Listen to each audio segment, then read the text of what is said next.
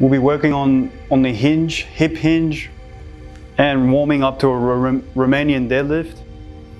So, you know, express your abs, chin tucked in, and slowly kick your butt out like so. If you're struggling to have really stiff legs, you can bend your legs a little bit, neutral spine, and slowly calm down. You can also do those contraction techniques, hold, tense, and then breathe out. But still squeezing those glutes. Even if a little round the back, that's alright, just a slight round, not too much like that, just a slight round, it's okay too. Do like 5 to 10 second holds.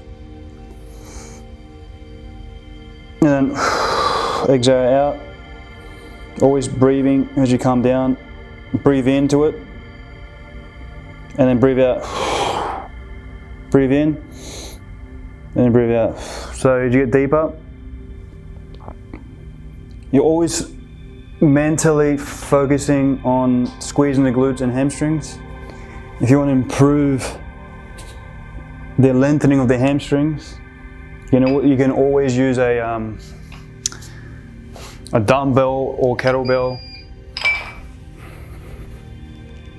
Doing like that, front on. You can go for reps. Slowly calm down like this.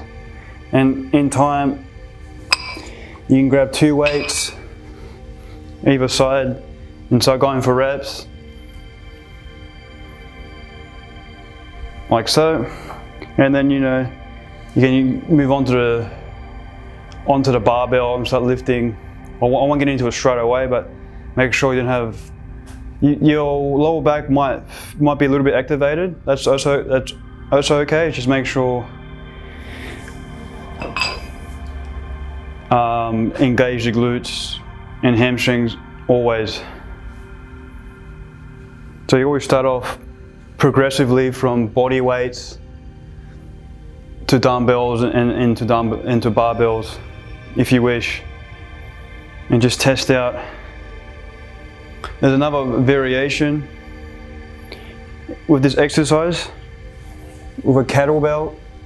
Put it behind your back. Same deal. This will help improve and also reduce the amount of lower back pain you got.